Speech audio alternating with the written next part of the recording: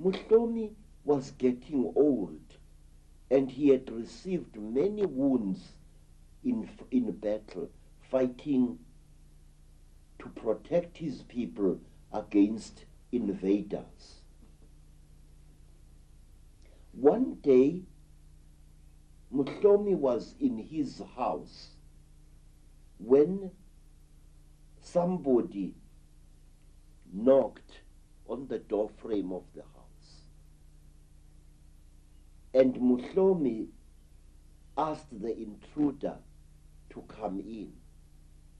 And into their hut there came a frightening being, a being whose face was as white as the face of death, a being which wore a hood over its head, a being with unnaturally wide shoulders, a being who wore a long robe of sable antelope skin.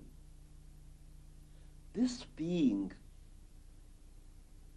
squatted near the entrance of the hut in which Mutlomi was, and the being told Mutlomi that he was to take one of his golden earrings, the earrings of kingship, and go on foot for a long distance to find a young man known as Dipoko, and to give him this earring.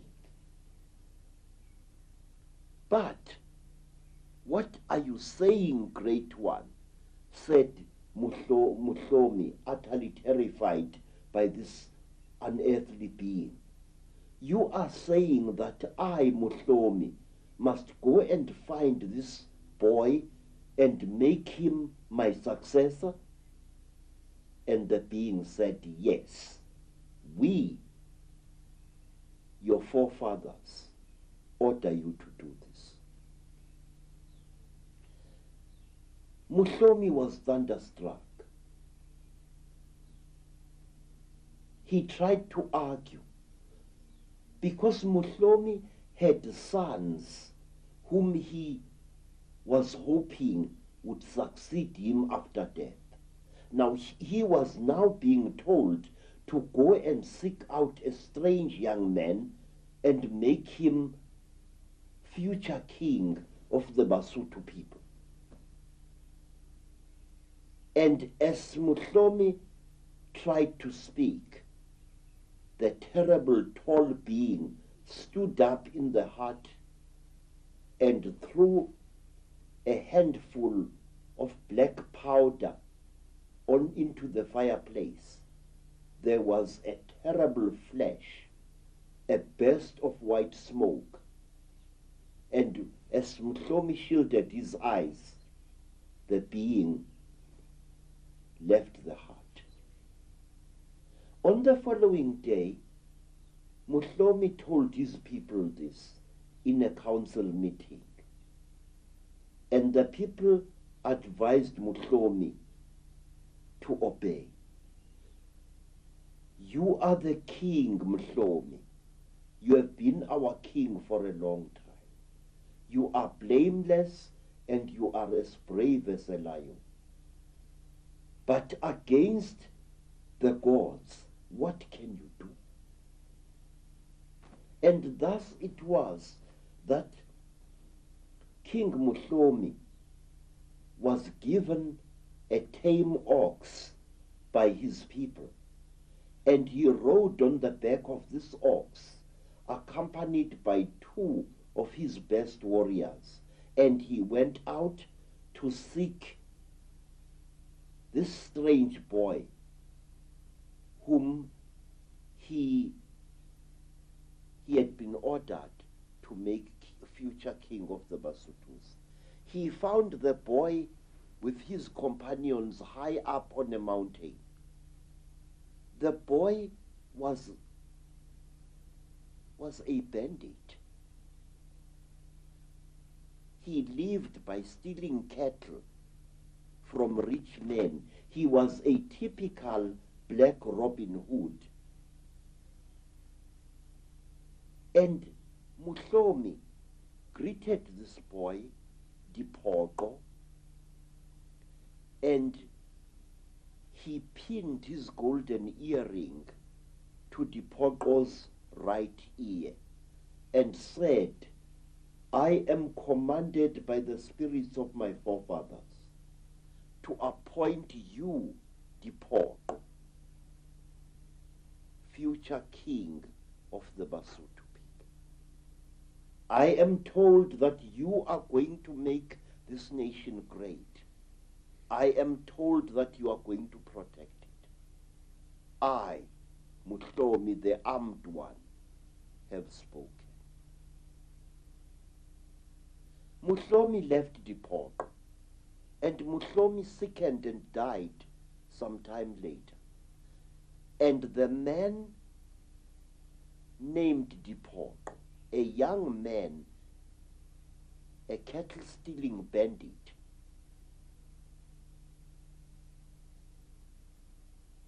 became known as King Mushweshwe, the first of the Basotho people. As the so-called God had spoken, it so did happen. Mushweshwe, who had now discarded the name of Dipoko, which means disappointment, and assumed the name Mushweshwe, which means the barber or the beard shaver.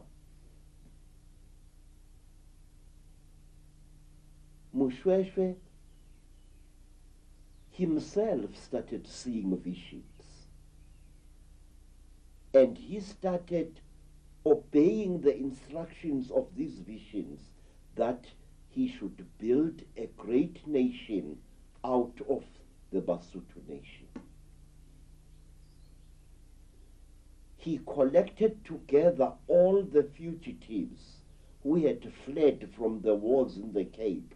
He collected together all the refugees who had fled from the wars by Shaka in Natal, and he molded them into the nation known as the Basotho nation, which today inhabits the land called Lesotho. But wait, there is more to the story of Mushweshwe. Mushweshwe was under attack by the Afrikaners. And one day, he received another vision, a vision that told him that if his people were to be saved, he had to place himself and his people under the protection of Queen Victoria. And he did just that. When I was a child, when I was a young scholar, the land today known as Lesotho was known as the Basotho Land Protectorate. Here was a king actually destroying his sovereignty as a ruler. Mushweshwe enjoyed the loyalty of his people. Mushweshwe was greatly loved by the nation that he had formed. Mushweshwe had not really needed to make himself the subordinate of the British Empire, but he did on advice of visions that he had. My God, you can see how it was done. But there is more, Mr. David Icke.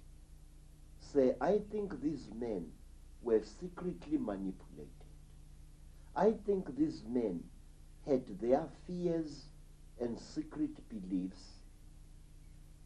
played against them. It is the easiest thing, sir, to manipulate a man who rules a country and who suddenly feels himself unsecure. For example, the British appear to have pursued a double-edged strategy in South Africa. They did it in Natal, they did it in Lesotho, and they did it in Swaziland and in Botswana. What did they do? They used to manipulate the white Afrikaner settlers, the Boers, into fighting the native people. And then they used to send agents to the embattled black kings to tell these black kings that the best thing that they could do is to place their people and themselves under the protection of the British Empire.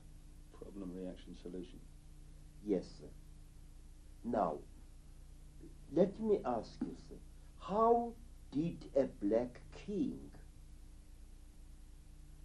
know that the English were the most militarily powerful people at that time? The Africans only saw their immediate enemy, the Afrikaners. The black people only saw the Boers traveling in their ox wagons. They only saw the muskets of the Boers. But here we have a situation where a black king learns from someone about the powerful ships, sea-going ships, and the huge guns that the British have got. And this king is then advised to place himself and his people under the protection of the British. It was a strategy that the British pursued in different forms deep into Africa. They often won huge swaths of mineral-rich territory without even firing a shot. They had gun runners who smuggled bundles of muskets, tower muskets, and even Snider rifles to black tribes. And wars between the Afrikaners and the blacks came into being in Lesotho.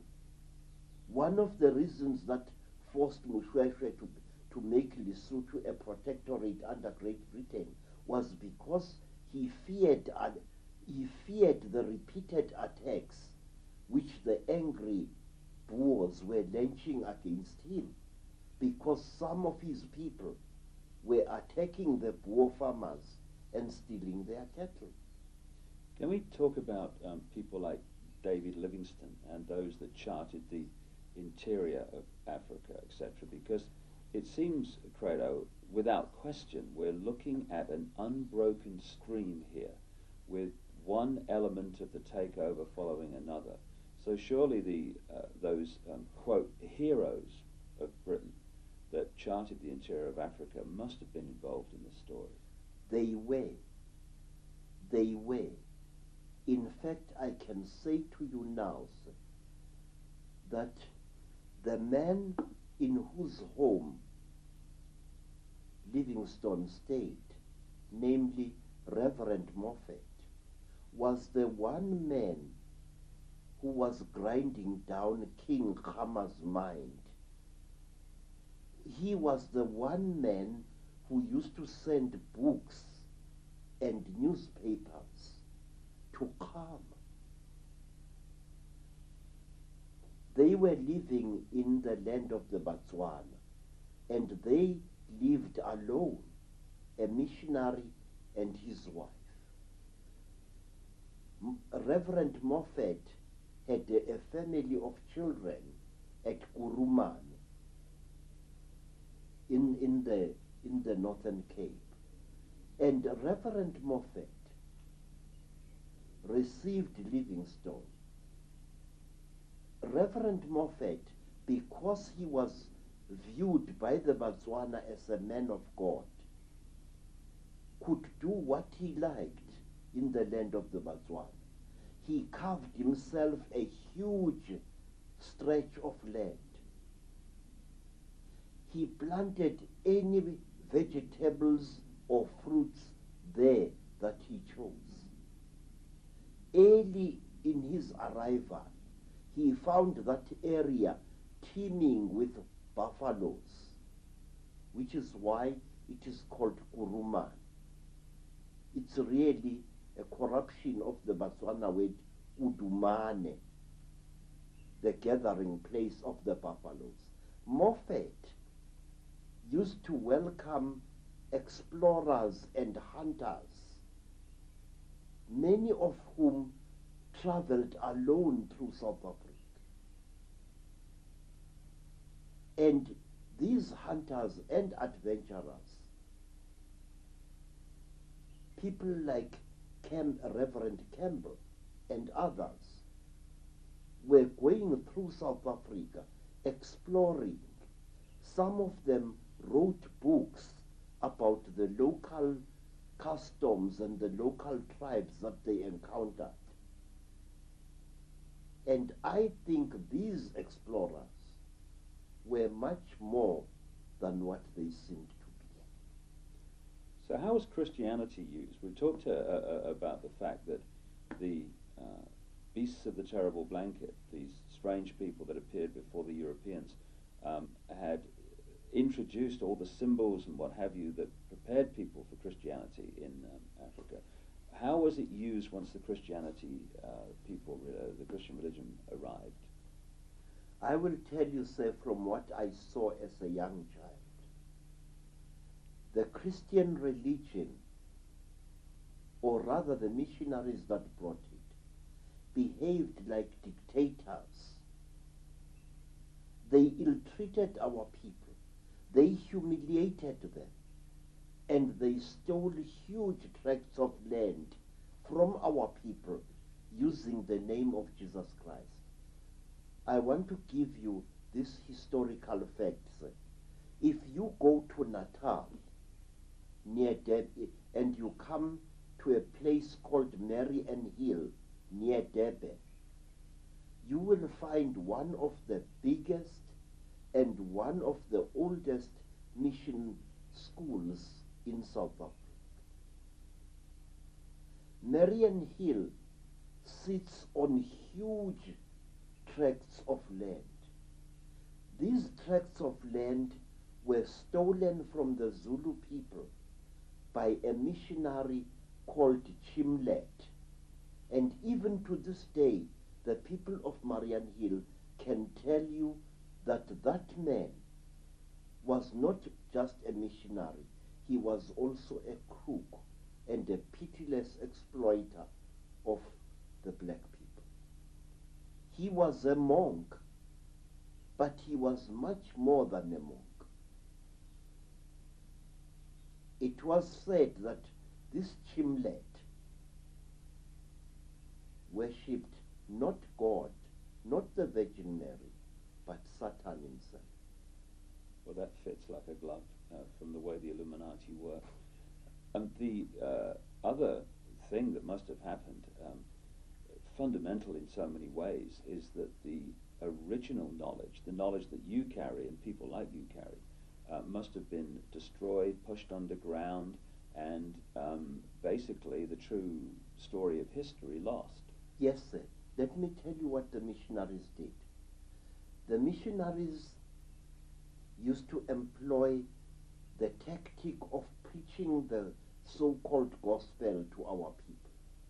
And at the same time, they used to manipulate our people into partying with some of their holiest relics. Please, there is in London a place that I saw near the London Docks in an obscure street. It is a heavily guarded warehouse which belongs to the British Museum of Humankind. We were allowed to visit this place when I was in London in 1997. And there, in that warehouse, I saw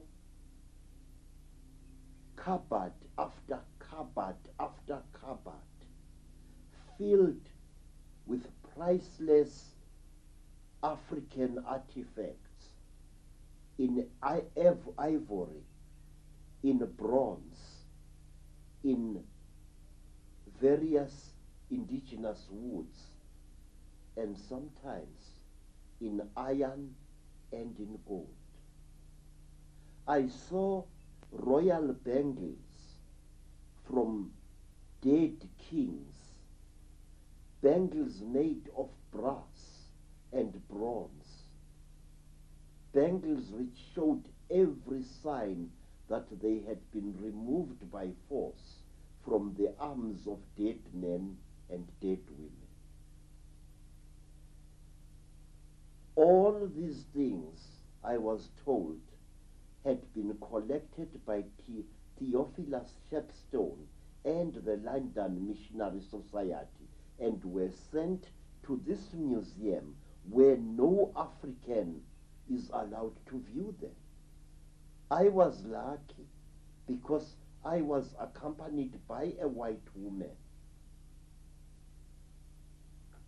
whose father, I suspect, was a Freemason.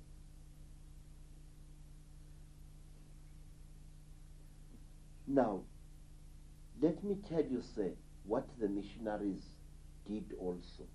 The missionaries established hospitals in their mission station. Reverend Moffat had a hospital in that mission station. And when an African was brought there, sick unto death, the missionary used to tell this African that as a condition to his entering the hospital, he first had to be baptized as a Christian. And also as another condition for entering the hospital and receiving missionary treatment, the sick African had to surrender all artifacts from his ancestors that he had in his possession. My God. One day, sir, my grandfather, Zigo, had an accident. He had bought himself an ox wagon, but he did not know how to control it. And one day the ox wagon plunged off a cliff, and my grandfather was badly injured. And when he was taken to a mission hospital in the west of Zululand, the first thing that the missionary said to my grandfather was this, that he knew, the missionary, that my grandfather owned a heap of metal objects which he kept in one of his huts, and that as a condition for receiving treatment for his broken bones, he had to surrender all that metal property to the missionary. Those things you have got in your home are full of evil spirits, said the missionary Reverend Lee, you must let me have them so that I can take them to a holy place in England where they would be destroyed. My grandfather stood up shakily and walked out of the mission hospital. He walked, and somewhere along the road he collapsed. And tribespeople who knew him took him to their village. And there, when a passing Afrikaner doctor rode by in his ox wagon, the black people asked this doctor, who was not a missionary, to please take care of my grandfather. The doctor took my grandfather aboard his ox wagon and took him to his farm far away. And there, the Afrikaner doctor, a herbalist really, as he was called, a Genees Jeren, he treated my grandfather free of charge, and he didn't place any conditions for his treatment. And my grandfather, out of gratitude, returned to his village, a healthy man, and took 3 fat cows and led them with his sons to the faraway home of the Afrikaner doctor. Again and again, our people were robbed of their heritage. Our people were robbed of scientific equipment.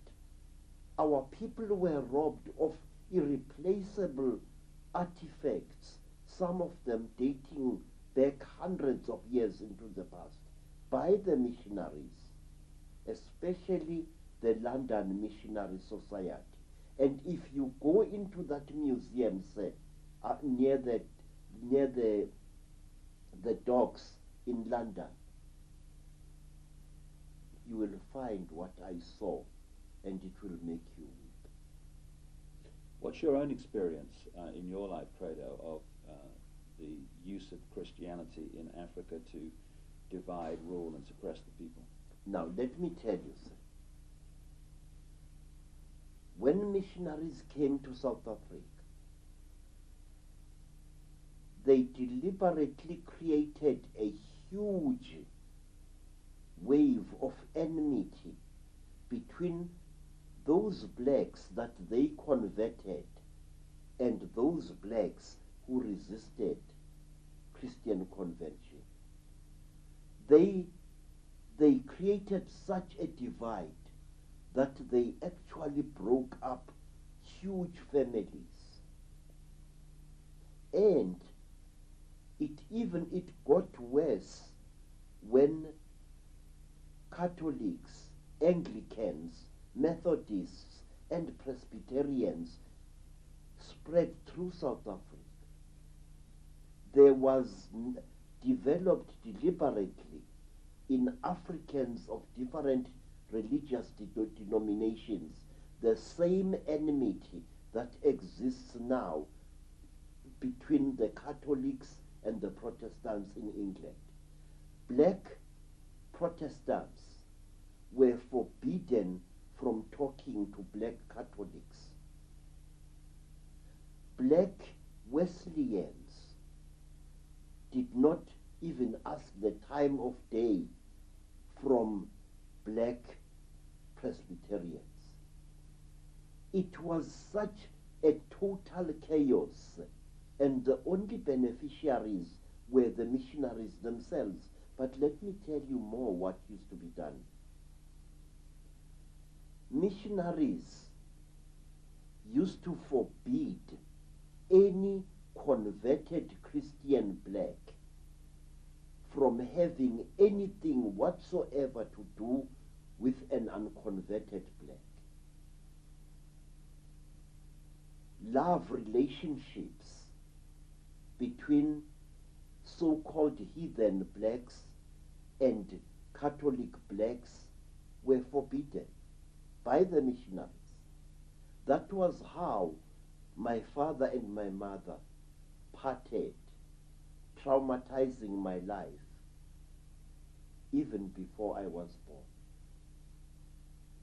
My father had been a confessing Catholic, and he fell in love with what was called a heathen Zulu woman. Now, the condition for such a love was that the woman had to submit herself into the Christian faith. And my grandfather, a fierce old warrior, contemptuously refused to have my mother become a Christian convert. I used to kill white men at Isandlwa, and I am not going to allow a daughter of mine to follow the religion of spear food. And sir, if in a mission station a church-going black paid court to a heathen black, the church-going black was brutally punished by the missionary, and he was punished in a way which to Africans was horrible. Inside the mission church, there were the pews, the benches on which the congregation sat. But next to the door, just as you entered the door of the church, there were special benches for those Christian blacks who had broken the law. And so, if it was found by the white missionary or the black missionary that a certain person had had anything to do with a heathen, that person was punished in a very terrible way. He or she was made to sit next to the door of the church inside, so that all who entered the church would look at this one and know that here is a lawbreaker who had broken the laws of Jesus Christ. Were you pushed into the Christian religion to start with, Credo, before the penny dropped, if you like? Yes, sir, I was.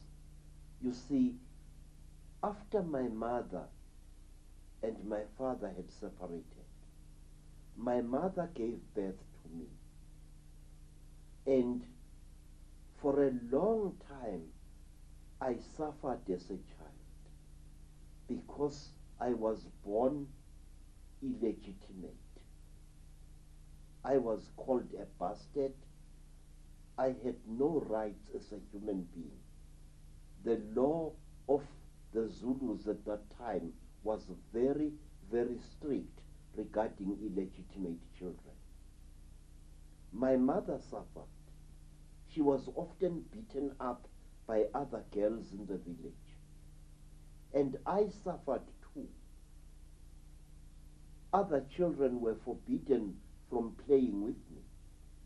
And I herded cattle in the bush alone. And there, many strange things happened to me which do not concern us here, however. And when I was 7 years old, there came to my grandfather's village a brother of my father's, and he asked to take me away from there. And my grandfather said, nothing could please me more than that this little bastard should be removed from my home. He is a disgrace to my family. And so I was taken by my father's brother to the south of Natal,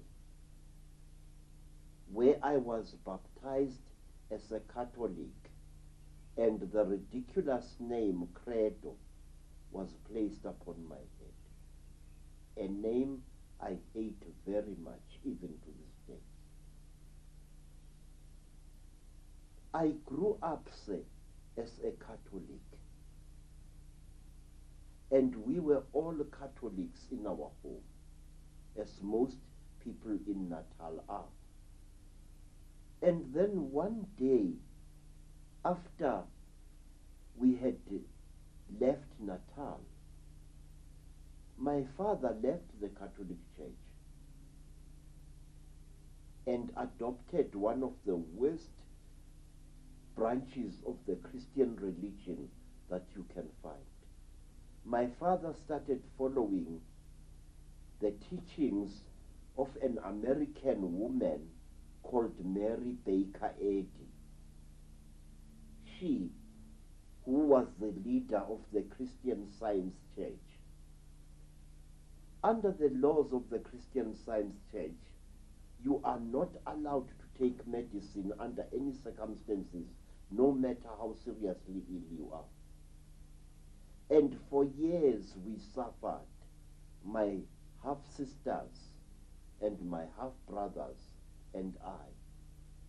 We sickened and we were not allowed to take any medicament. We had suffered before under the Catholic Church, having to confess sins every weekend to a priest we could barely see. Sometimes it was so ridiculous that we often created sins against ourselves we had not committed in order to please the Catholic Father.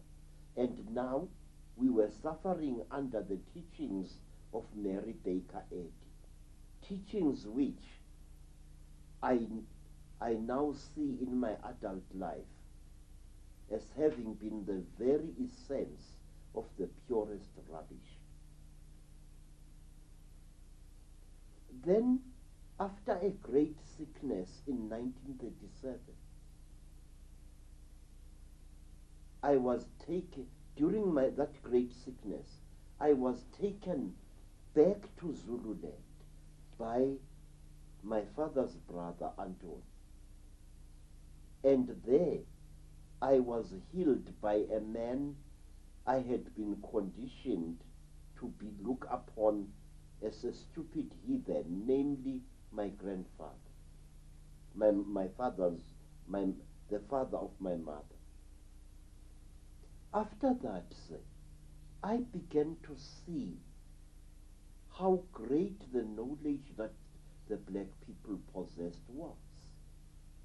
I began to see that the missionaries were actually deceiving us, that they were teaching us lies at school about our people. And then one day I got into serious trouble. I was now a budding artist, painting pictures for the mission school.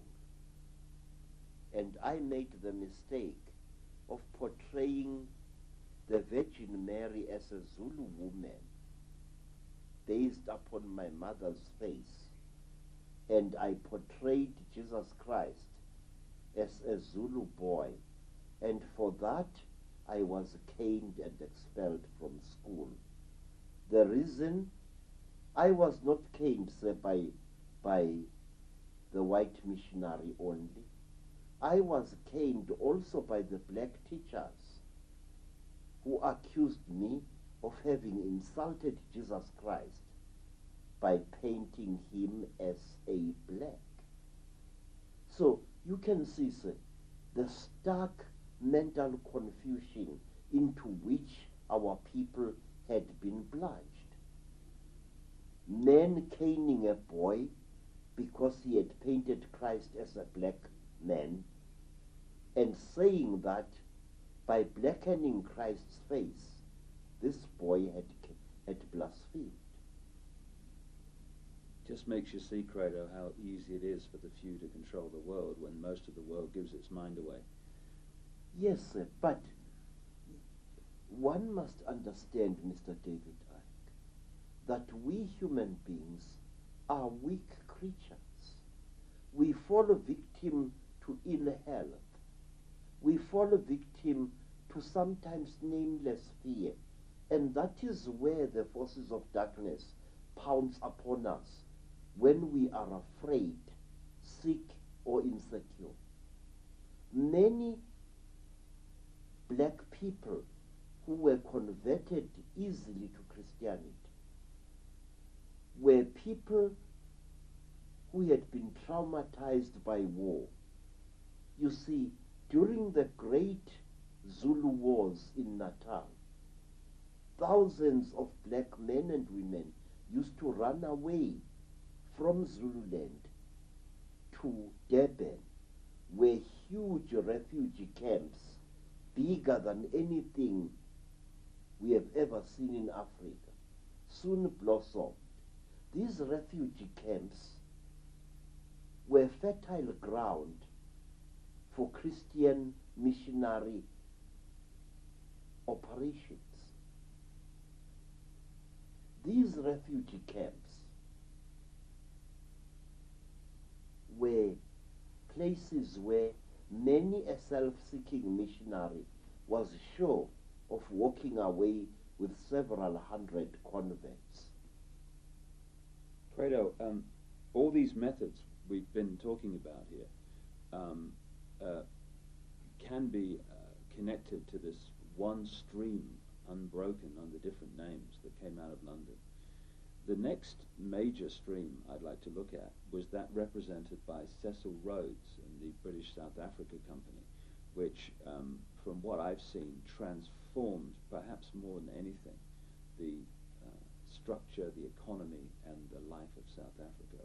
What about him and that time? Many stories are told about Cecil Rhodes. Many stories. And one day I shall amuse you with one. Cecil Rhodes was a strange man. Like all great men, he was a weird mixture of great viciousness and mercifulness. Cecil Rhodes was a seeker after knowledge, and he used to do many things for those blacks who gave him the knowledge he sought. First, Cecil Rhodes was interested in legends that he had heard about Africa and the Africans. He wanted to know where our people used to mine minerals. And his men used to go from village to tribal village, carrying cheap blankets, traveling shawls, and Stetson hats to bribe tribespeople into showing them where mines were, ancient African mines were. In fact, I can tell you, sir, that many of the mineral deposits that are in South Africa, from the diamonds of Kimberley in the Cape, to the coal fields of Natal, to the gold mines of the Witwatersrand and of the land now known as Zimbabwe. All these mineral deposits were pointed out to Rhodes and his men by Africans. Africans willing to do anything to impress this strange white man. Cecil Rhodes smiled very often, especially before he ordered the slaughter of an entire tribe. Cecil Rhodes got to know how deeply our people respected a powerful man who reconciled two clashing factions. And one amazing thing, when confronted by black people who were asking him pointed questions, Cecil Rhodes used to deny that he was the leader of the white people, for example, in Rhodesia. He acted like a third party, a man who was dedicated to reconciling black and white and stopping conflict between them.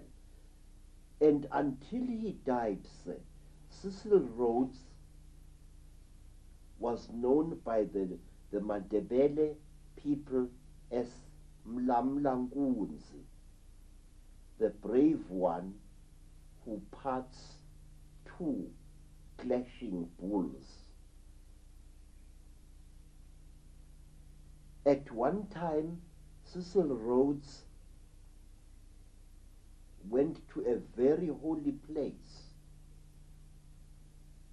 and a group of hills called Ntabazenduna, and there, under a tree whose remains can still be seen, Cecil Rhodes sat with a group of Matebele elders and actually persuaded them to stop warlike actions against the British Empire. How did he manipulate the black tribes of Africa so that he got all these mineral rights, which have now become consolidated goldfields and De Beers and Anglo-American? Cecil Rhodes used to walk about completely unafraid amongst the Matebele people, and he used to tell them to attack the Mashona people, whom he called dogs. And in this way, Cecil Rhodes caused wars between blacks, which he then stepped in as an intercessor. Cecil Rhodes built up a formidable hatred between the Matebeles and the Mashonas. He played the Matebeles off against the Mashonas, and the same the other way around. What is strange about Cecil Rhodes was that, and which is never revealed in the many books that were told about him, was that Cecil Rhodes was a student in search of the deepest mysteries of Africa. He made friends with healers, with shamans, and he actually took part in their rituals. And through them, he learned of the many secret and holy places which were to be found in the land that now bore his name, Rhodesia. And one of these holy places that he learned about was those hills upon whose summits you see great boulders, namely the Matobo Mountains, the mountains of the great boulders. There, Rhodes learned that the most powerful kings of the Mashona and the Makaranga people lay buried. And he decreed that after death, he too should be buried there. But isn't that very much linked to legends and stories of the Chitahuli and the reptilians? Yes, sir. The Matobo Mountains are held even today as one of the places on earth where the Chitahuli are often seen and where they land in their craft. And there is more, sir, regarding this thing. Much more. Cecil Rhodes had himself buried above the grave of a much older leader and a far greater man than himself. We are told, sir, that the first Munomutapa, a remote ancestor of mine, Nyatsimbi Mutota, died and was buried in the Matopo Mountains. And Cecil Rhodes found the place where Nyatsimbi lies buried. And he ordered that he should be buried on higher ground than Nyatsimbi. And by so doing, he showed the Matebele and the Mashona people in depth that he, John Rhodes, was far superior to Nyatsimbi Mutota. How did Rhodes's influence in the creation of the mines and the whole basis of what's even now the modern South African economy, how did that affect the people in terms of control and losing control of their destiny? First of all, sir, our people totally ignored the large mining operations that they soon saw taking place in their country. Our people were happy to stay in their villages, but new laws were instituted by the colonial government of Natal especially, where all able-bodied men were forced to go on a long-distance journey by foot to work for starvation wages in the diamond fields of Kimberley. Many, many stories are told of brave black men and women who went to Kimberley to work in the town of Kimberley amongst all kinds of disease and corruption and violence, and also to work in the great hole of Kimberley, a hole which before had been the site of one of the holiest hills known to our people in that part of South Africa. Cecil Rhodes and his people did much to destabilize black family life in Natal and other places inhabited by black people. He forced the local chiefs to pay tax, they and their followers. He forced the chiefs to send their sons and the sons of their people to work in the diamond fields. He told them that if they refused to do this, he would call the soldiers from England to destroy them all. Tax was now demanded of our people not in cattle, as had been the case before, but in gold sovereigns. So a young man had to go, leave his father's home, and go by foot over the Drakensberg Mountains, walk great distances to Kimberley, and there to work for 1 gold sovereign a year, a sovereign which would then be turned over to the chief, who would in his turn turn it over to the colonial authorities as tax. The South Africa Company, the British South Africa Company of Cecil Rhodes, created so much of the economy of South Africa that we see today. And this has been taken over by other companies, not least the ones controlled by the Oppenheimer family, who seem to me to be the Illuminati's branch managers in South Africa. They are involved in the Anglo-American Corporation, in De Beers, the diamond operation. Then there's another offshoot of the Rhodes network, which is the Lawn Row Company, London Rhodesia Company, which to me has grotesquely manipulated and abused Africa since its creation. What's your view of this post-Rhodes network that so controls South Africa today?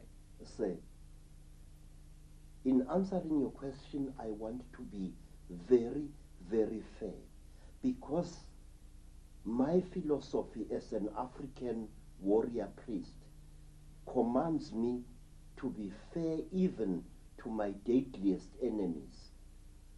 The Anglo-American Corporation has done a lot of good in South Africa during the course of its existence. Sir Ernest Oppenheimer assisted in the building of several townships near Johannesburg. He did not do it for love, of course. He did not do it for altruistic reasons.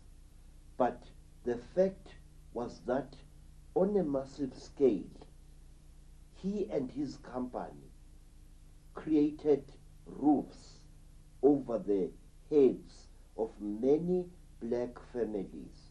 In fact, a large part of Soweto, near Johannesburg, is his company's creation. But the Anglo-American Corporation also has a lot to answer for in front of the throne of God. This corporation has caused the deaths of hundreds, if not thousands, of black men in its mines.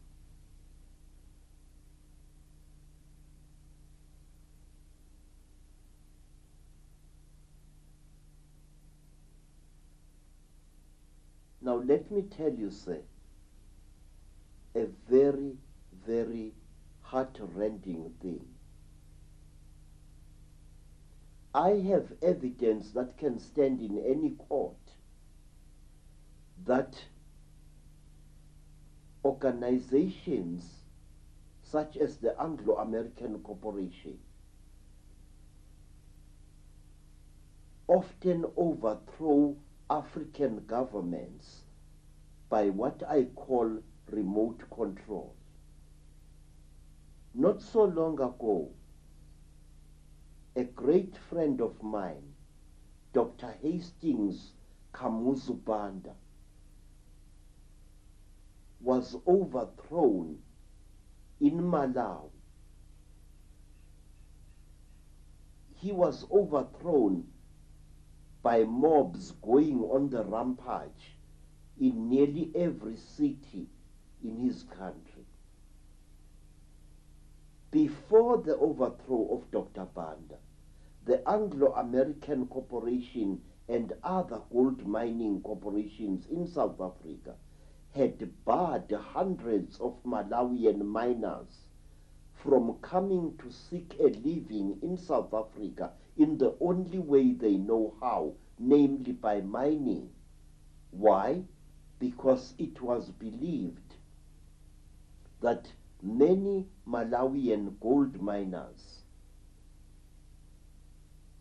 suffer from AIDS. And when Dr. Banda's government was overthrown, amongst the thousands of people who stormed into the streets of Blantyre and other cities were enraged men who had been refused the right to come to South Africa to earn a living there. Again and again, I have seen this happen.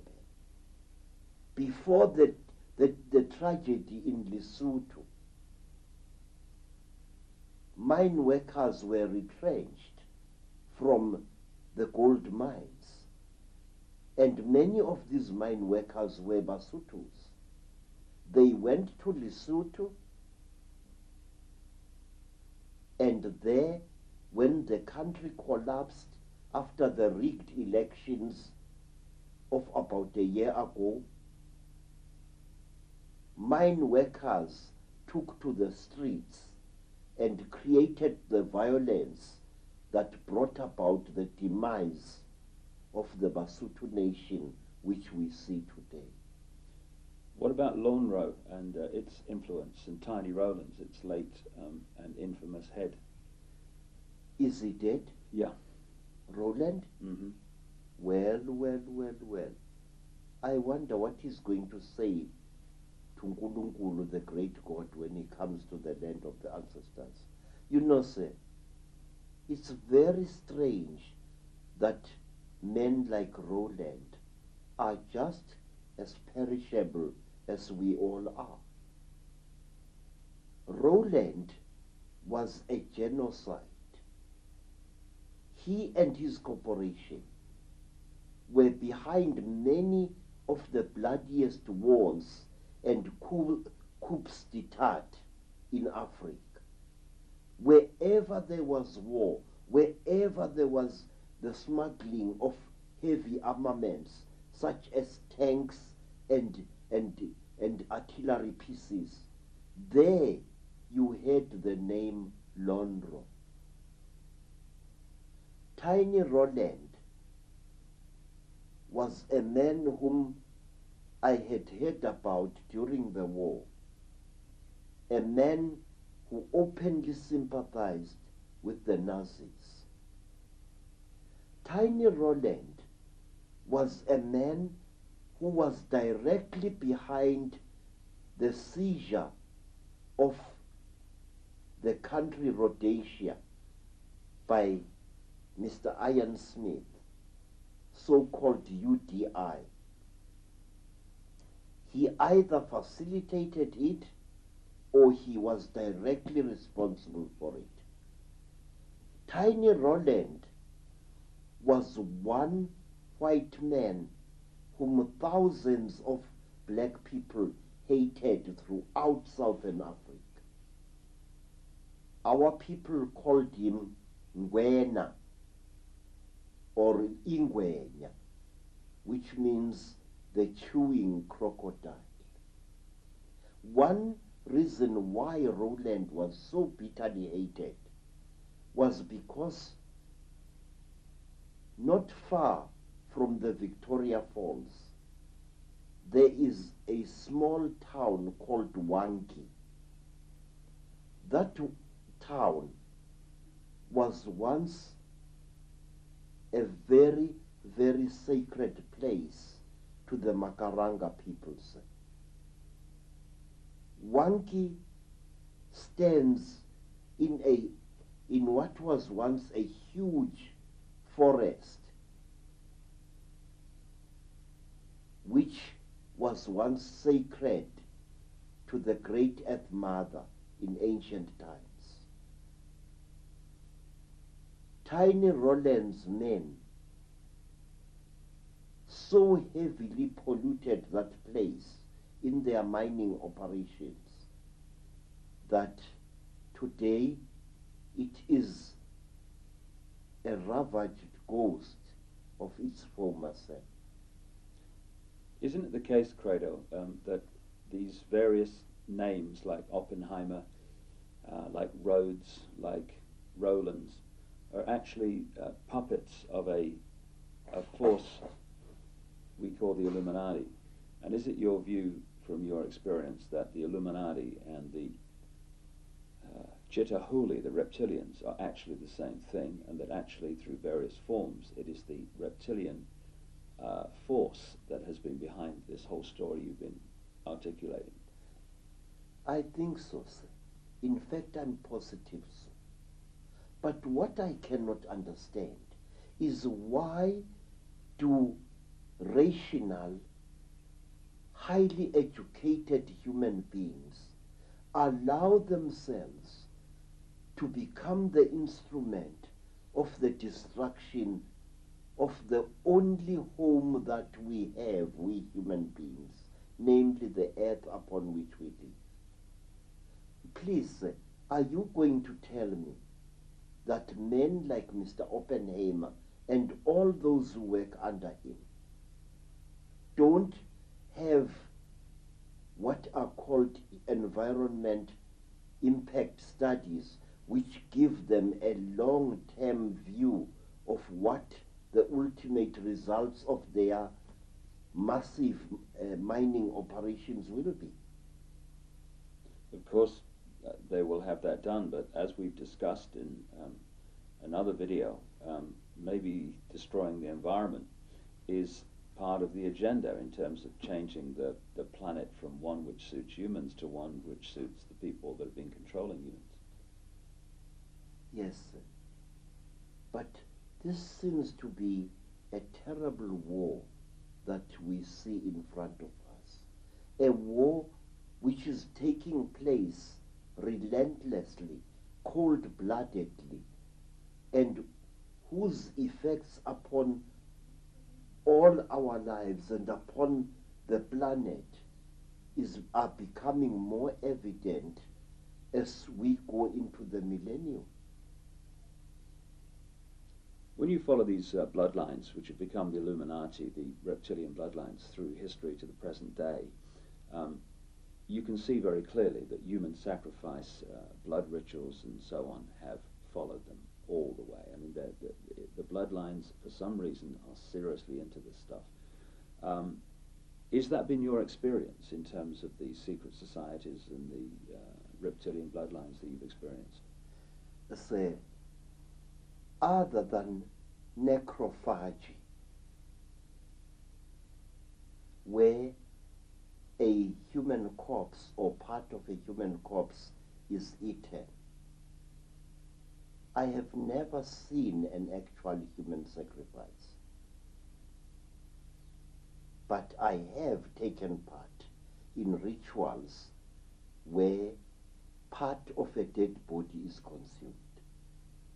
A dead body dug up from a grave. I must admit that. But in England and in America, I saw Freemasons indulging in some of their deepest rituals. And in both cases, the people concerned were not aware of the fact that they were being observed. At one time in Johannesburg, I viewed a Freemason ritual through a pair of binoculars. They were performing this ritual in a brightly lit room, and we watched nearly every detail of what they were doing. In England, I saw again the same thing close up. And again, the people concerned were not aware of my presence or the presence of the friend who had brought me to see what was happening. You know, sir, before I go deep in answering your question, can I ask you, sir, are you a religious man? No. Good. Then another question, sir. Please. it is African courtesy that I should ask questions just as you ask me questions. Please, exactly why do human beings or the Chitauli perform human sacrifice? What is the reason behind this ghastly practice? Well, first of all, from people I've spoken to who've taken part in these rituals, they tell me there's something in the blood which they want to consume because for some reason they need it, and it appears they want blonde-haired, blue-eyed people for that more than any other. And the other thing, I guess, is that if you can perform a very malevolent, terrifying ritual in a particular vortex point, then you're going to affect the energy field very powerfully. And another reason which we've talked about is that at the point of sacrifice, this evil eye, this hypnotic stare, which these Chitahuli crossbreeds and the Chitahuli themselves seem to have, can suck a person's energy consciousness out of their body. Yes, sir. But are you aware, Mr. David Icke, that people performing human sacrifice perform it for very, very serious and in a strange way, diabolically logical reasons, and very, very selfish ones? Go ahead. Say, there is something about human sacrifice which I beg to reveal to you. I am an initiate of over 7 great initiations, and I have learned many things which would shock a saint. And one of these is this: the basic reason behind human sacrifice is immortality, or rather longevity. When a great person feels that he or she is about to die, that great person does this. He or she orders the kidnapping of a particularly beautiful young person, usually a woman, a young girl, a virgin. But this virgin must have certain spiritual characteristics. And these characteristics must be certain qualities of the mind. In short, the victim must be psychic. The victim must be very beautiful. And the first thing that is done with the victims, she is not killed outright. She is, how you say, she is, oh God, how can one say it? She is stripped naked, and she is bound hand and foot, and then you, the one about to sacrifice her, lie naked in the same bed with her, but you do not have sex with her, because if you do, the energy that you are building up for yourself will dissipate. You must lie with the victim. Usually she is blindfolded, and you must embrace her and hold her and make and try to symbolically swallow her, to try to draw from her the most important essence of herself. I'm sorry, I don't have the proper English to say this. Do you understand what I'm trying to say, sir? Yeah, absolutely. Your body must be moistened with fragrant oil, and so the body of the victim to be. And you must embrace this victim for a number of days. You're trying to make a vibrational connection with them, is what you're trying Yes, to do? sir. Yes, sir. Yes, sir. In fact, I can tell you, kings and inyangas and sangomas who lived well beyond their 100th year by simply taking a young virgin person, whether male or female, and lying with him or her in a ritual bed without any sexual penetration whatsoever. This is the key to true immortality, sir. This, I am telling you now, something which I am not allowed to tell anyone who is not an initiate and a Sanusi. But I want to tell you that there is much more to human sacrifice than you think.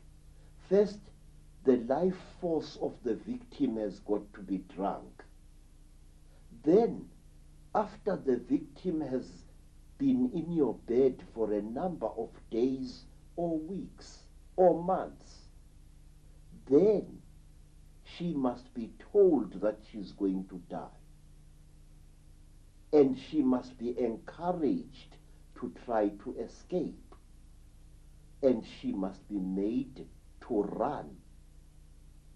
Run in a direction where you know there are people who will recapture her. When she is recaptured, she will have a particular smell on her, which is like that of an animal. You know, Mr. David, this may shock you as a white person, but I want to tell you these facts.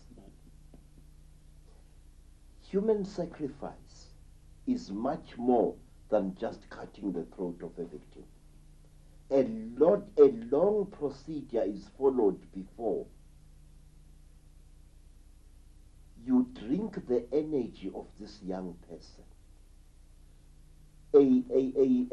A virgin girl radiates a severe heat, which is sometimes used by my people to save the life of a man or a woman who has been caught on a cold mountainside.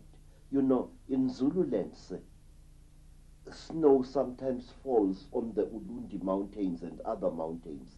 And sometimes you find that a man of importance has been caught in the terrible cold, and he is close to freezing to death.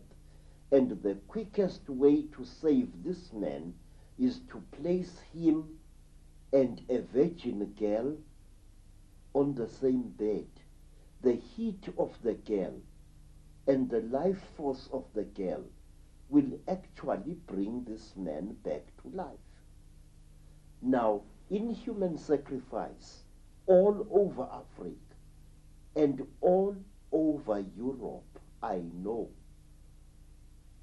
the life force of the victim-to-be is first absorbed in various ways.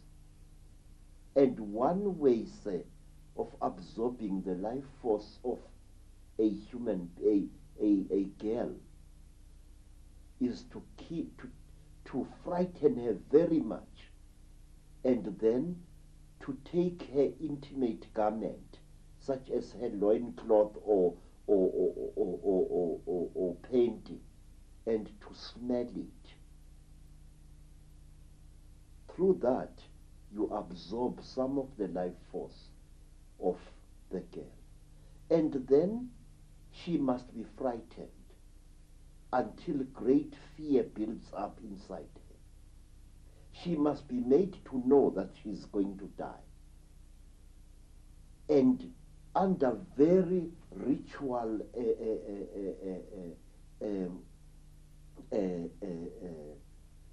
conditions, the person is killed, but she is killed slowly, and her screaming is forbidden. She mustn't scream. A tight piece of wax is often jammed into between the victim's jaws, a piece which she cannot swallow, and then she is killed. But wait, there is more, much, much more to this bizarre thing. The victim must bless you with her eyes as she dies. Sometimes the victim must be made to talk before she dies, which is why I was so horrified when I learned from various newspapers that after her terrible accident, Princess Diana had talked. That is how a human sacrifice victim is expected to do. She must talk. There is some kind of power that she releases by talking, which again benefits those whose victim she is. I'm convinced that she was ritually sacrificed. Yes, sir. And here is another thing, sir. When the victim, the more beautiful a victim is, the more you are supposed to stare at her, all of you. And when the victim dies, when she struggles in her last pain, all of you involved there, no matter how old you may be, ejaculate. Males or females, ejaculate. You must. Otherwise the magic will not work. So this is why you get,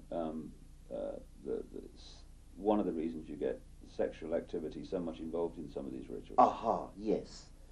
It is because as the victim dies, you feel such a great pity for her, such a love. She's a beautiful vessel being broken. And you feel the forces of rejuvenation coursing through your veins. You know, sir, this could be the reason why people who indulge in this form of ritual actually live for so long. But what is horrible is that the victim does not have to die in order to help her captor to extend his earthly life. Simply by lying in bed with the victim unmolested, month after month, actually rejuvenates the person in power. What I'm saying to you, sir, is something that was practiced all over Africa by some of our greatest kings. The captive girls were not killed. And I wish to point out another thing, sir. May I? The people of Israel practiced this strange custom.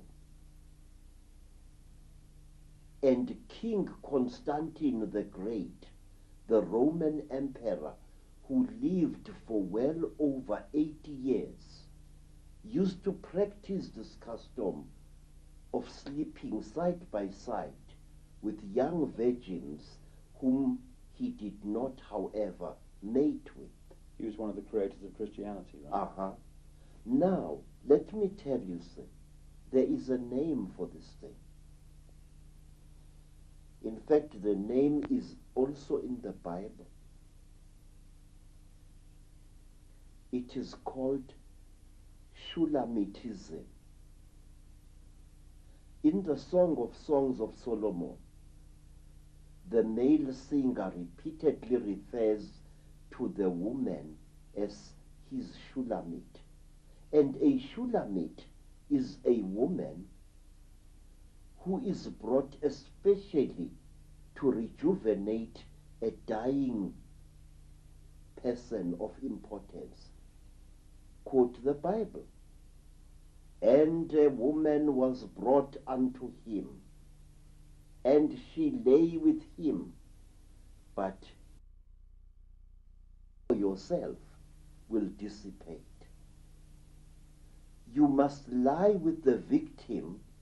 Usually she is blindfolded, and you must embrace her and hold her and make and try to symbolically swallow her, to try to draw from her the most important essence of herself. I'm sorry, I don't have the proper English to say this. Do you understand what I'm trying to say, sir? Yeah, absolutely. Your body must be moistened with fragrant oil, and so the body of the victim to be.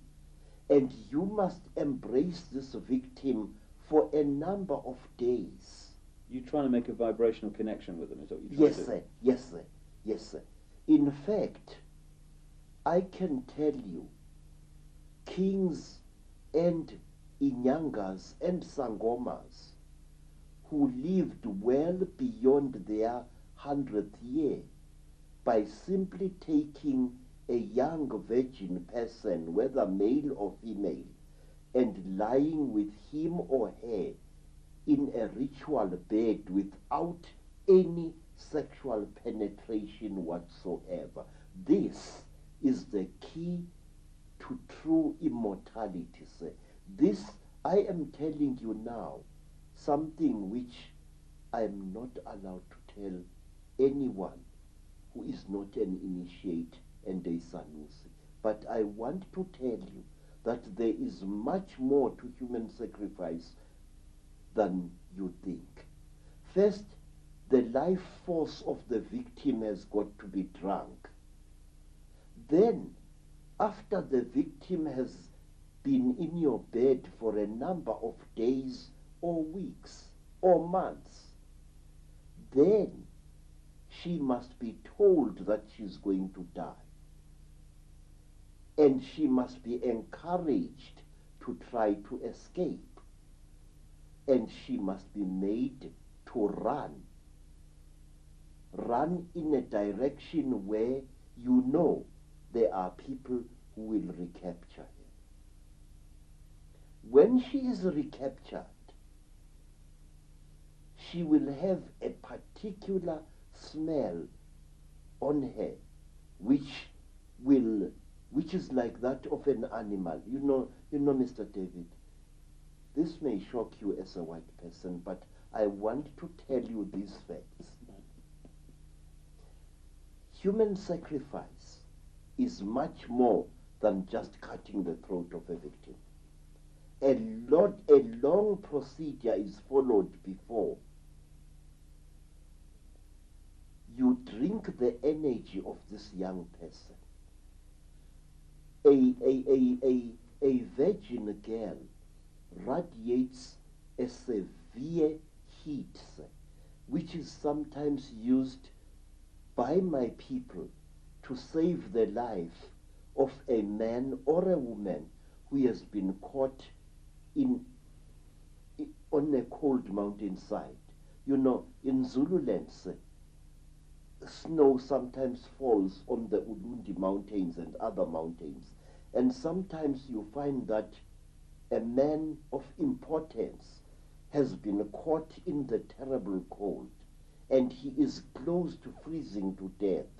And the quickest way to save this man is to place him and a virgin girl on the same bed. The heat of the girl and the life force of the girl will actually bring this man back to life. Now, in human sacrifice all over Africa and all over Europe, I know the life force of the victim-to-be is first absorbed in various ways. And one way, say, of absorbing the life force of a human, a girl, is to frighten her very much, and then to take her intimate garment, such as her loincloth or painting, and to smell it. Through that, you absorb some of the life force of the girl. And then she must be frightened until great fear builds up inside her.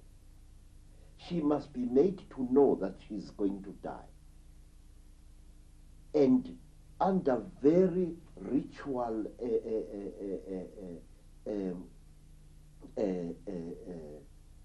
conditions, the person is killed. But she is killed slowly. And her screaming is forbidden. She mustn't scream. A tight piece of wax is often jammed into between the victim's jaws, a piece which she cannot swallow, and then she is killed.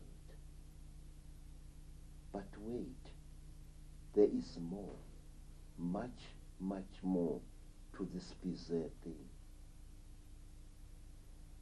The victim must bless you with her eyes as she dies. Sometimes the victim must be made to talk before she dies, which is why I was so horrified when I learned from various newspapers that after her terrible accident, Princess Diana had talked. That is how a human sacrifice victim is expected to do. She must talk. There is some kind of power that she releases by talking, which again benefits those whose victim she is. I'm convinced that she was ritually sacrificed. Yes, and here is another thing. When the victim, the more beautiful a victim is, the more you are supposed to stare at her, all of you. And when the victim dies, when she struggles in her last pain, all of you involved there, no matter how old you may be, ejaculate. Males or females, ejaculate. You must. Otherwise the magic will not work. So this is why you get, one of the reasons you get sexual activity so much involved in some of these rituals. Aha, yes. It is because as the victim dies, you feel such a great pity for her, such a love. She's a beautiful vessel being broken. And you feel the forces of rejuvenation coursing through your veins. You know, sir,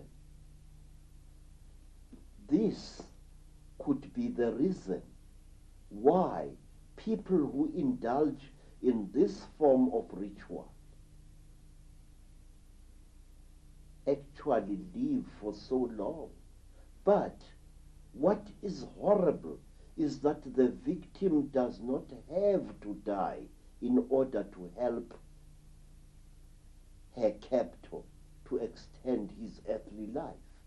Simply by lying in bed with the victim unmolested, month after month, actually rejuvenates the person in power. What I'm saying to you, sir, is something that was practiced all over Africa by some of our greatest kings. The captive girls were not killed. And I wish to point out another thing, sir. May I? The people of Israel practiced this strange custom.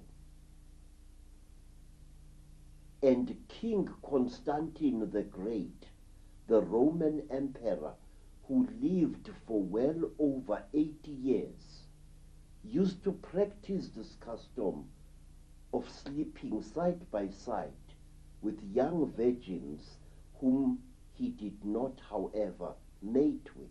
He was one of the creators of Christianity, right? Uh-huh. Now, let me tell you, sir, there is a name for this thing. In fact, the name is also in the Bible. It is called Shulamitism. In the Song of Songs of Solomon, the male singer repeatedly refers to the woman as his Shulamit. And a Shulamit is a woman who is brought especially to rejuvenate a dying person of importance. Quote the Bible. And a woman was brought unto him, and she lay with him, but he get no heed. Sometimes, for a parent, a mother or a father, to sacrifice his own child is an act of self-rejuvenation. I often view with a very deep suspicion the story of Jacob, of Isaac, whose father had been ordered by the Lord to sacrifice him. Remember? Abraham. Yeah. Was Abraham trying to rejuvenate himself? My answer is yes. Because sacrificing your own offspring releases forces within you which can actually make you young again. Now, sir, this is one of the reasons why child abuse is today so prevalent throughout the world. I have spoken many times to men who have raped their own daughters. I have spoken many times to women who have abused their own sons. And they give me the same answer. Each time I do it, I feel good. And this would explain why so many of this Illuminati are into pedophilia. I mean, people like George Bush is infamous for it. And all over the world, phenomenal numbers of children go missing every month, more than anyone ever realizes. And surely this in some way is massively connected into this subject we're talking about. And presumably in Africa, the same phenomena of missing children goes on. Exactly, sir, yes. At our meeting last night, do you remember the white lady I pointed out to you, saying that this is a white lady who has a great story to tell? Her name is Madam Hannah Opperman. She is the mother of a Spanish-speaking girl who was hired by an Afrikaans language magazine called Huisgenoot in order to trace several children who disappeared mysteriously in South Africa. I also was involved in attempts to trace these children, most of whom were white and some of whom were black. All these children had one characteristic in common. They were either budding psychics or they were leaders in sports and other subjects in their particular school. And they were not chosen, say, at random. They were carefully selected by someone. One day, a white friend of mine prevailed upon me to try and trace one of the missing children. The child had been kidnapped earlier that day, and the news had come on the radio. And I was able to sit in a dark place and to concentrate fiercely on the photograph of the missing child. And I saw her being driven together with two others in the boot of a car. And sometime later, that car, which was driven by 4 men, 3 white and 1 of Hindu appearance, stopped somewhere in the veld, and the children were brought out of the boot of the car. But one of the children, the very child we were seeking, had become very, very ill because of lack of air. And this child we followed in spirit. We found her that she was being taken along a highway that goes into Natal from the north. And then she was taken along that highway until her captors reached the coast.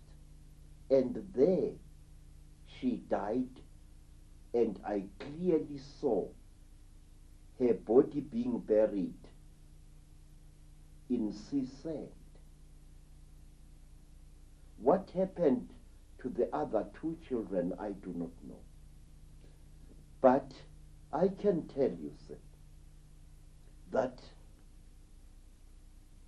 after that, I totally refused to get involved in this terrible thing. Why? Because I had seen in visions the faces of the leaders of the satanic kidnapping of children. And some of these leaders were men whose names were very big in South Africa indeed. How many children go missing in Africa, say every month? Say, I learned from a gentleman with a very logical mind. A gentleman who later told me that he was a Freemason, or he is a Freemason, that well over 4,000 children disappear in South Africa every month. Okay. When you were talking earlier about human sacrifice and longevity, it's quite a thought, the number of Illuminati people who have come up in my research again and again, who live remarkably long lives. People that come to mind, and not just long lives, but fit lives for most of it. One that comes to mind immediately is Henry Kissinger and George Bush. And then, although she's getting frail now, the Queen Mother in England. These are people that come up in my research, and they live long lives. It's quite a coincidence. You know, sir, in this life there is no such a thing as a coincidence. I know. These people like these, somehow rejuvenate themselves. I do not want to know exactly how. But when you see a man like Dr. Kissinger, a man who seems to be a very rock of immortality, a man who has changed little since the days of the Second World War, the man who was the leader of this man, namely President Eisenhower, is dead long ago, but Kissinger is still alive, going strong. I would like to point out a very interesting thing to you, sir, that in black communities, especially nowadays,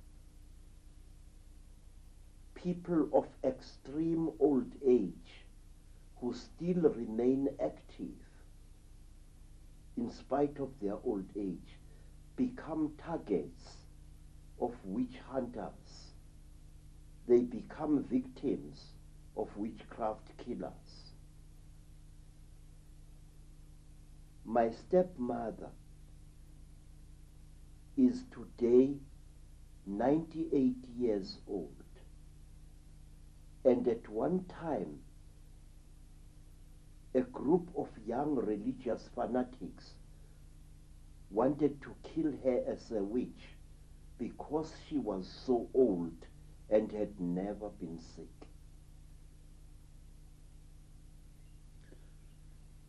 Does it frustrate you, Credo, when you look across this history of Africa that we're talking about to the present day, at how at times the black people of Africa have allowed themselves to be manipulated so often easily? Yes, sir. It makes my heart to bleed, but at the same time, this is one of the proofs of the fact that in this world we are not the masters of our own destiny.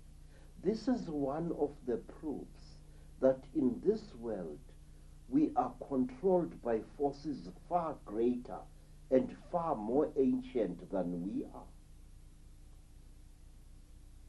Nations are caught by these creatures, whoever they are, at a time of weakness. Nations are caught at a time when they are either emerging from major wars or at a time when people are coming together to form a new nation or a new tribe or a new clan. And that is where the terrible cheetah will catch them. You've had a remarkable life, not least because of the horrendous things that have happened to you. But there was one story you told me about what happened, I think it was in Soweto, Yes. which encapsulates not just how easy it is to manipulate black people, but how easy it is to manipulate all people, because this is how it happens. When a journalist misquoted you and people believed it, could you tell us that story? The story is very simple, sir, and my life is just an ordinary life. First of all, after the Soweto unrest of 1976, all of us who had been supervisors in various municipality installations which had been damaged during the unrest were called before a judge in Pretoria. The name of the judge was Justice Seli. Seli wanted all of us to give him a clear report of what we had seen take place and how the installations we were the supervisors of had been destroyed during the unrest. Many people were afraid of speaking at this inquiry, which was called the Seli inquiry. And we were promised that our names would remain anonymous. But when the inquiry was on, I noticed reporters at the inquiry in a place where they were not supposed to be.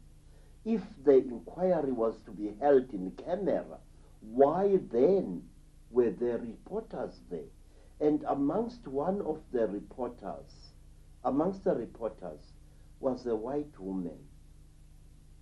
Helen Zille. Now, I spoke to the judge, answering his questions, and then I said to the judge, protection for workers in Soweto is completely inadequate. Innocent workers are being beaten up and sometimes killed by the rioting youths. Can't more protection be supplied to those of our people who are willing to work?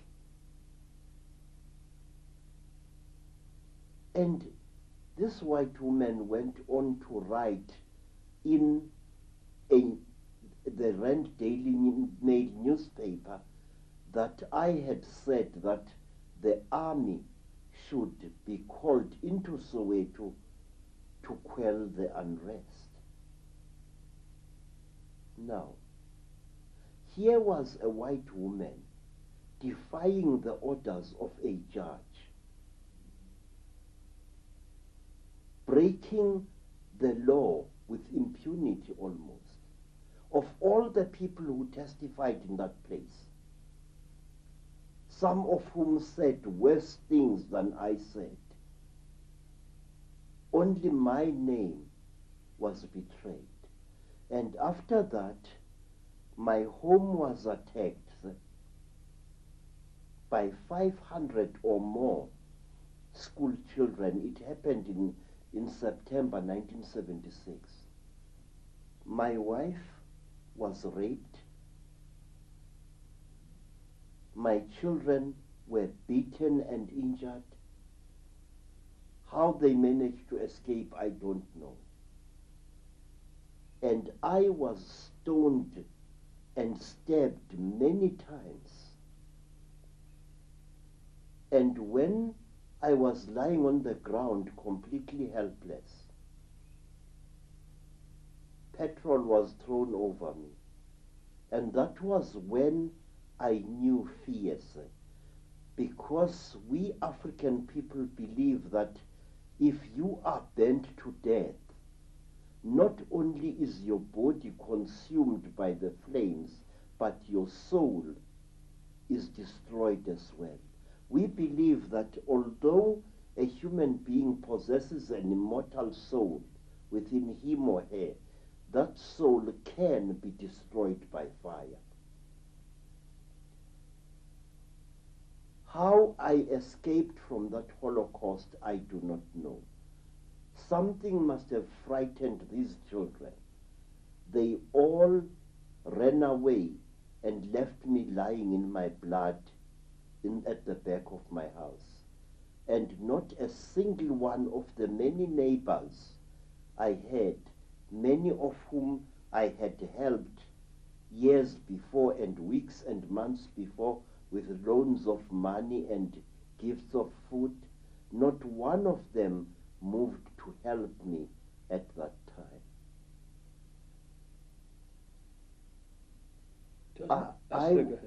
I was taken, I managed to crawl to a municipality yard, and there I hid in a corrugated iron shack until nightfall.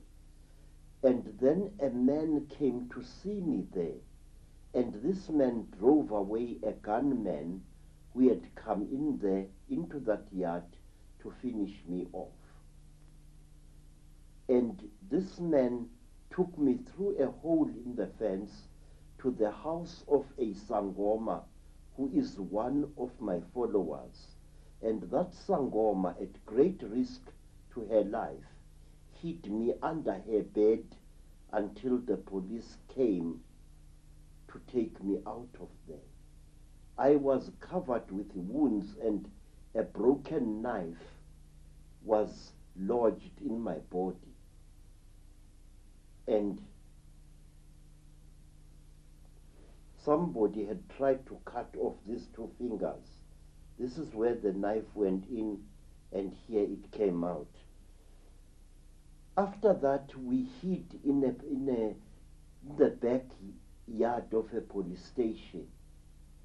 And after that, my immediate superior, a white gentleman who is a horticulturist, smuggled me out of Soweto with my family and took me to Natal, where I stayed for over a year recovering from my injuries. And all this, Credo, is from one journalist, Yes, a white sir. journalist during apartheid, Yes, sir. saying you said something you didn't say. Yes, sir. Now, And what does that say about how easy it is to manipulate people? I mean, you must have been frustrated beyond belief. sir, let me tell you, Mr. Ike, that the enemies of humankind, the Chitauli, or whatever it is we choose to call them, have in newspapers a devastating weapon, a weapon for which there is no answer. Using a newspaper, they can lash out at anyone, knowing that that victim cannot fight back. Credo, what's the agenda for Africa now? We've told a long story. We're in the modern world, we're looking ahead. What's the agenda of the Illuminati Chitahuli for Africa and the world, come to that, do you think?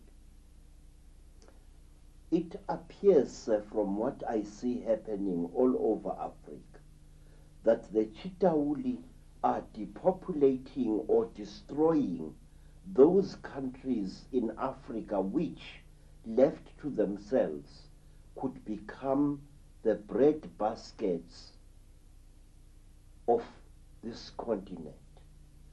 The Sudan is being destroyed.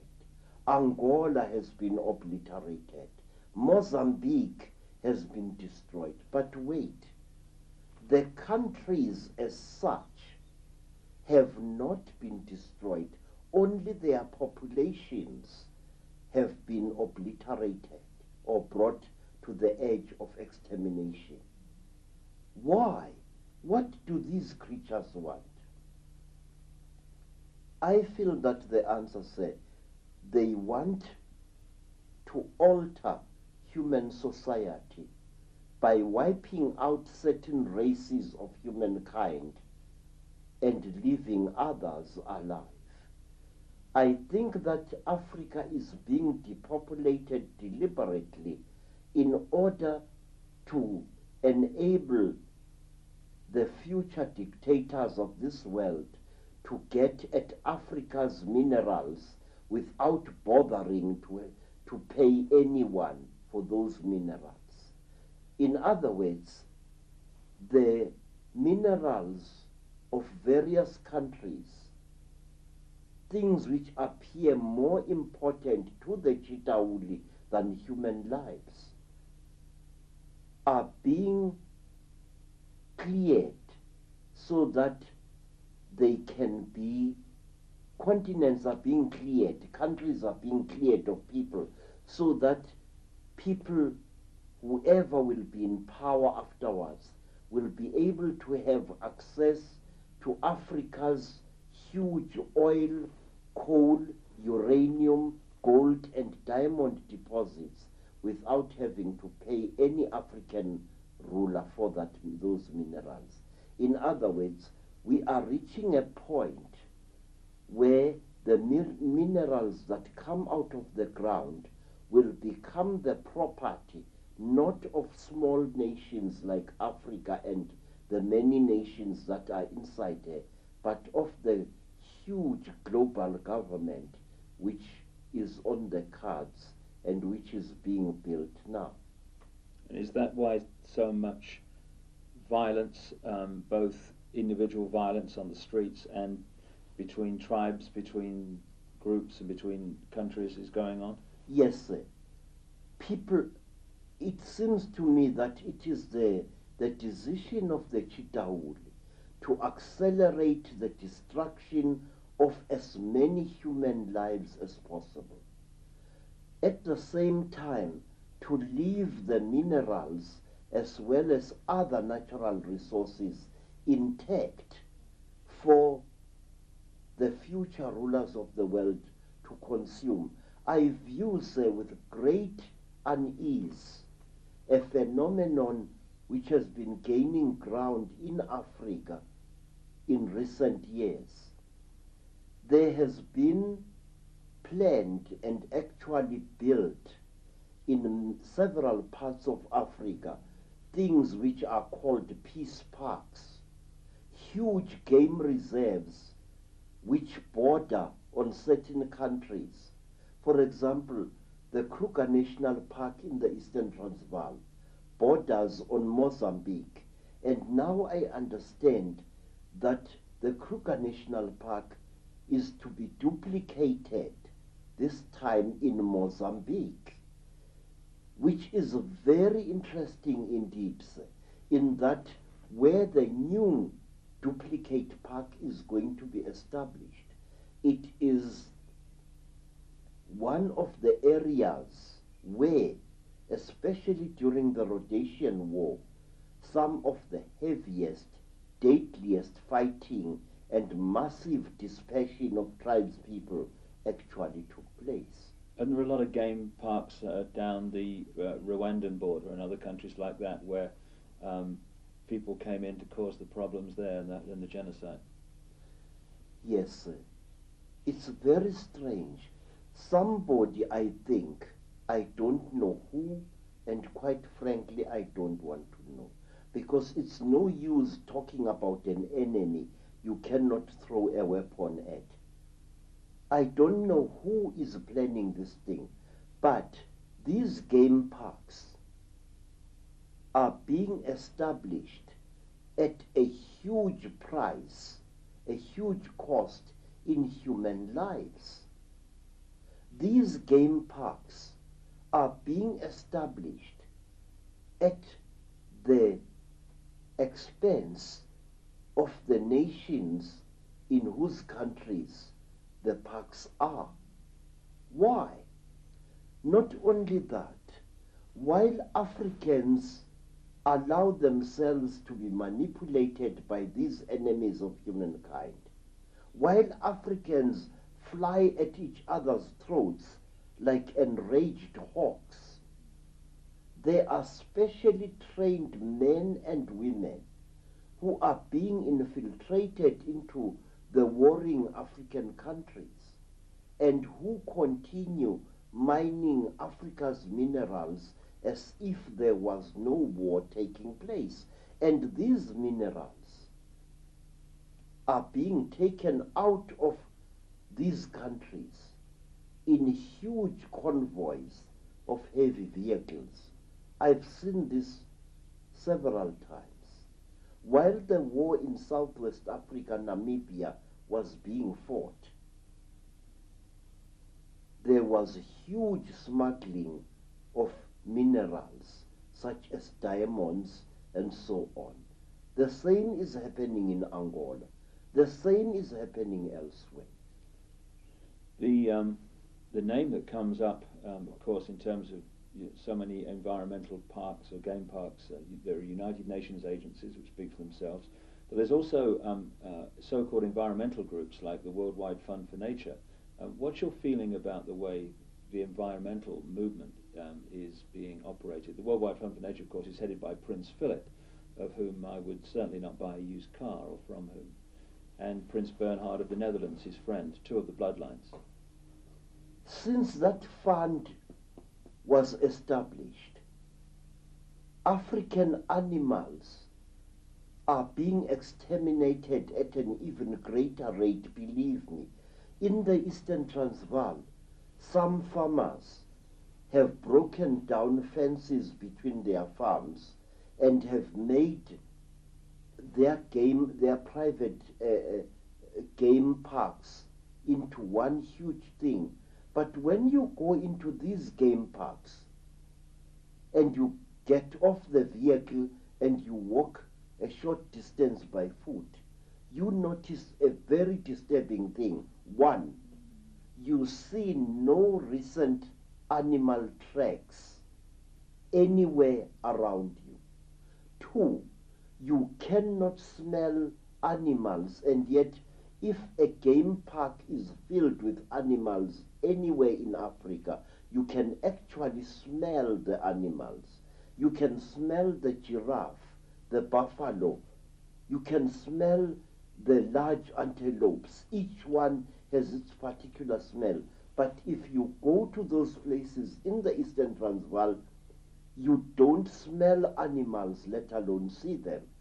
There is shooting of wild game in those supposedly protected places like there is no tomorrow.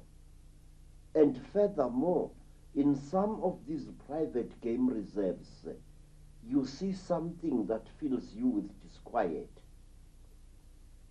You see airstrips carrying not small aeroplanes as one would expect, not small one-engined aeroplanes, but I have seen game reserves where there is an airstrip and a hangar which carries a large aircraft, a Dakota of the 1950s. What is a gamekeeper doing with a heavy aircraft like that? What do you think the agenda of the Worldwide Fund for Nature is? I think, sir, it's an exercise in cynicism, an exercise in utter hypocrisy. And it doesn't surprise me that the leader of this fraud is a man whose eyes are like those of a reptile, a man whose lips look as if they were sculptured with a cutthroat razor. What is the answer, Credo? What do people need to do to stop this agenda becoming reality and to turn it round and create the kind of world we want to live in? Sir, I do not have any ready-made answers to your question, but I will tell you this. Our first duty is to make the whole world, the whole of humanity, aware of the threat facing it.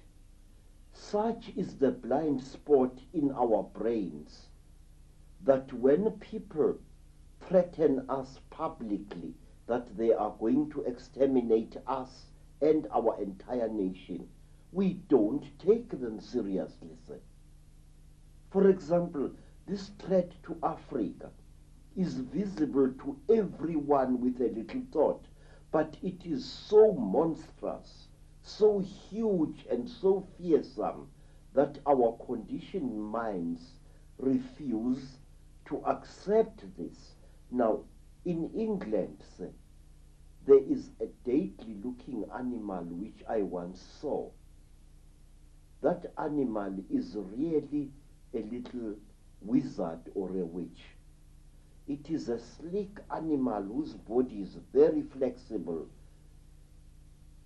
The English people call it a stoat. Stoat. Yeah, a stoat. Now, when that animal chases a rabbit and corners it, the rabbit stops and freezes, and it looks at the stoat with totally hypnotized eyes. It is as if this animal is refusing to see the stoat, and the stoat catches it and eats it. We are reacting exactly like that. This is the way the Illuminati want us to react, to be hypnotized by their supposed power, to become blind to their existence, exactly as a cornered rabbit refuses to see a stoat. It doesn't want to see it because it cannot handle what is standing before it. We are like that. And we must stop this stoaty mentality. We must understand that there will come a time when the damage will have become so great will have gone so far that we will not be able to reverse it. But I believe in this power, sir, of the great African proverb that goes, Mudimu uphala baloi. God is greater than all the wizards and sorcerers on this earth. And I know that if as many people as possible are aware of what the Chitauli are doing, the Chitauli will be forced to retreat. Already, there are signs that they are getting desperate. Why? Because the human being is trying to bring out the God within itself. We are trying to become gods, and we are succeeding. It's only a few decades ago when there was no one on this earth who knew or cared anything about animal conservation, who knew or cared anything about the protection of the environment. But today, sir, there are thousands of such people worldwide. It is a hopeful sign, a sign that should be encouraged. Let the power of light shine in the dark corners of conspiracy, and as it shines, let humankind be saved. Credo Mutwa, the most remarkable man it's been my privilege to meet. And when you look at Credo Mutwa, you're looking at an unbelievable example of the true power of the human spirit. His life has been a series of astonishing challenges from the moment he was born, right to today, as threats on his life continue, threats to his wife's life continue. And these challenges would have broken the spirit. Just a few of them would have broken the spirit of most other people on this planet, but they've not broken him. Here he is talking to you, revealing information that has largely never been revealed before through these sources, because the pressure on him has been to keep quiet, keep the secrets. But as Credo said, Africa is dying. As a place of freedom, the earth is dying. It's time for people to know. Now, this man has got the guts to stand up and speak out, despite condemnation from virtually all sides. So what are we going to do? Are we going to say, oh, that's interesting. Oh, yeah, Credo Mutwa is interesting, you know. Light a candle. Or dismiss it. Oh, he's just a witch doctor. He's got nothing to say. In other words, are we going to find some excuse now to do nothing? To sit on our backsides and think someone else will do it, or there's nothing we can do? Or are we going to express the spirit that this guy is expressing? Because if we do, this whole house of cards of global control is going to fall. It's going to be brought down by the wind of change that we will create. Or if we walk away and think there's nothing we can do, we're just powerless people, what can we do? Oh my God. Or dismiss what he says or whatever. Then that house of cards is going to solidify because we're holding it together still. And we're going to live in a global fascist state. Not some distant time in the future, oh my goodness me, it's going to be terrible for the kids. Now, in our lifetimes. Are we going to go on fighting each other? We're going to go on being divided and ruled because someone else has got a different religion to us. Oh my goodness, call the police. Someone's got a different color to us. Someone's got a different creed to us. Someone's got a different spin on life than us. We're going to go on doing that? Because if we are, we deserve to be in a global fascist state. Because we are acting in our own lives as individual fascists against those around us that don't share our view. We can unite on what we, I hope, believe in. Freedom. We can celebrate the diversity of human expression, of human ability, of the human sense of reality, the way we see the same thing in so many different ways. We can celebrate the diversity of race, the diversity of all things in this glorious web of life we call creation. And if we do that, we will not agree. Fair enough, what a boring state anyway. But we will have harmony, and therefore we will have peace via respect for each other. And the Illuminati, the Chittahuli, whatever name you want to give them, can't stand harmony, because harmony is a nightmare to manipulate. Disharmony and conflict is a piece of cake. Are we going on playing the game according to the rules of the Illuminati, fighting each other, cussing each other, blaming each other? Or are we going to decide that we're going to play games with different rules?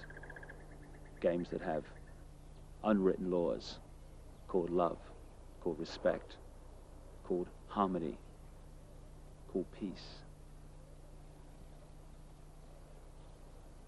We have got ourselves into this state, and that's the truth. And that's good news. We have got ourselves in this state by making decisions to give our minds away and insist that everyone else does the same. We can therefore make choices that will bring this manipulation to an end, almost like that, by taking our power back to think for ourselves and giving everyone else the honor to do the same. Are we going to choose love in its true sense, or are we going to choose fear? The choice is ours. It always has been. And the consequences for one or the other in terms of our future are immensely, immensely different. Credo Mutwa has shown the kind of spirit necessary to bring an end to this nonsense. If the rest of humanity shows a fraction of that, we have got nothing to concern ourselves with, because this world is going to change from a prison to a paradise. It's just a choice. I know which one I'm going to make. How about you? Hope you've got something out of it. Thanks for watching.